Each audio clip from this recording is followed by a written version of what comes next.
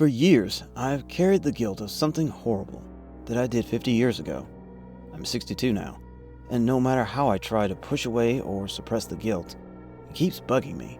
What I'm about to share is something I've never told anyone before, not even my mom or siblings. I feared that if I told them that I was somehow responsible for my father's early demise, they would disown me or cut me off from the family. I grew to see that my late father was a very toxic and abusive person. Even at a very young age, he would hit me and my siblings if things did not go according to his plan. He was very hot-tempered, and sometimes he would transfer that aggression to my mom.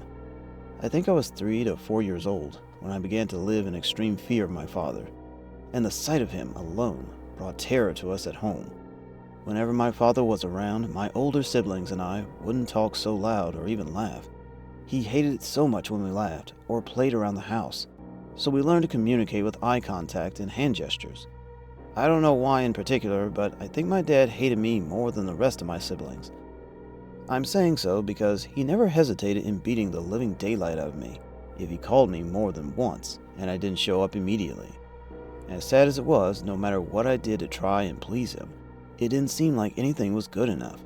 He took offense at the most minor things and would hit us at the slightest provocation.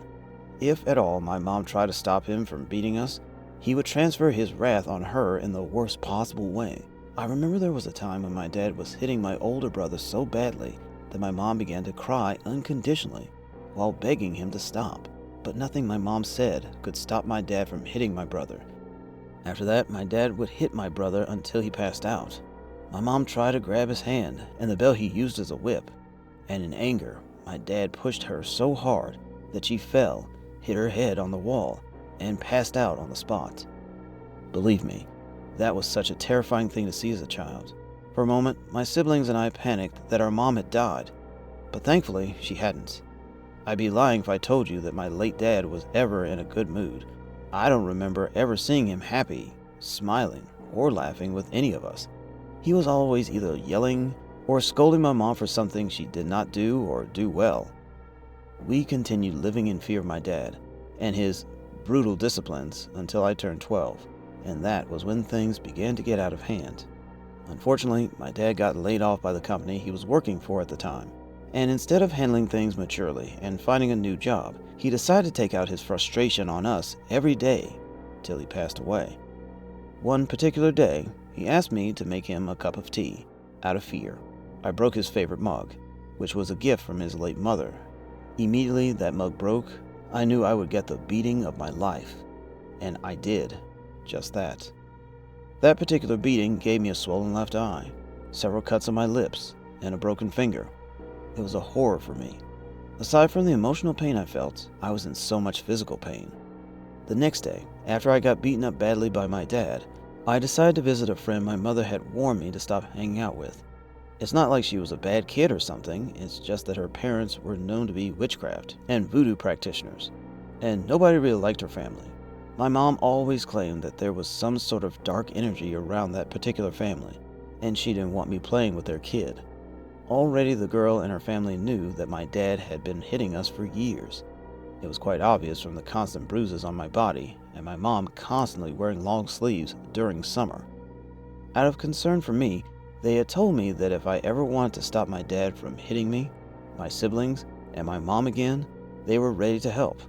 That day when I went to their house, I went there because I needed help to stop my dad from hitting us. At that point, I was ready to do anything to stop him because I couldn't take his abuses anymore. It had done me so much harm, affected my physical appearance and my self-esteem, and it got so bad that I developed a speaking disorder because I always stuttered whenever I talked to him. When I told my friend and her mother that I was ready to stop my dad's abuse, they told me to bring something that belonged to me, and the next day, I stole one of his old stockings and took it to them. As a child who was desperate for a solution, I never asked what they intended to do with the stockings, or how they planned to stop my dad from continually abusing us. I just wanted them to help me.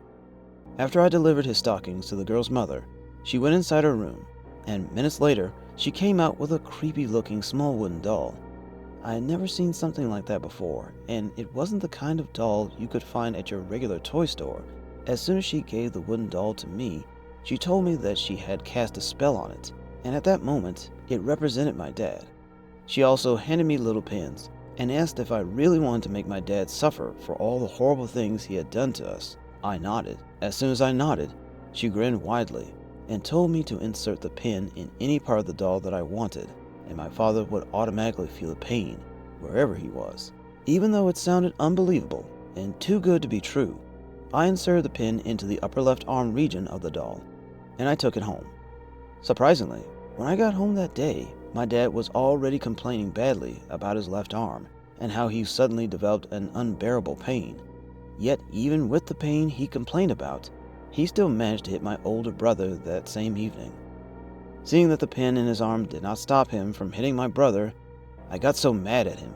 My other siblings and I begged him to stop, but he deliberately ignored all our pleas and continued to hit my brother with his leather belt. When he refused to stop, I got even madder, and without any second thoughts, I went to our shared room, removed the doll from its hiding spot, and inserted several pins in its stomach and chest region. When I was busy inserting those pins into the doll's chest and stomach region, I could literally hear my dad screaming in pain. I know this might sound crazy, but I enjoyed hearing him scream in pain, and the more he screamed, the more pins I inserted in that region. At that moment, I was filled with rage, and I wanted him to suffer for all the horrible things he had done to us. I wanted him to feel helpless and suffer in my hands, just as I did in his. While my siblings and mom panicked about my dad's sudden pain in the chest and stomach, I was in our shared bedroom, enjoying the moment. Sadly, what I didn't know was that I had inserted too many pins, which had a severe effect on his heart and stomach, and it caused him to throw up so much blood. By the time I had realized the impact of what I had done, it was already too late, and before we could take him to the hospital, he passed away from pain and wounds in his heart and stomach. I know I mentioned at the beginning of my story that I've been carrying the guilt for a very long time, but deep down, I feel no remorse for what I did. I'm so glad that my abusive dad passed away when he did, because after his demise, it felt like we had just broken out of a cage. Honestly, if I was given the opportunity to do that again, I would do the same thing in a heartbeat, because he didn't deserve any mercy. I guess what I've been feeling is not guilt, but the burden of carrying the secret alone for all these years. To date, my mom and siblings still think our father died mysteriously, but none of them know I used black magic to get rid of their worst nightmare. Who knows? Maybe if I didn't do that, one of us would have been the one in the grave. And oh, as for the friend who helped me, I had to ensure they never said a word to anyone.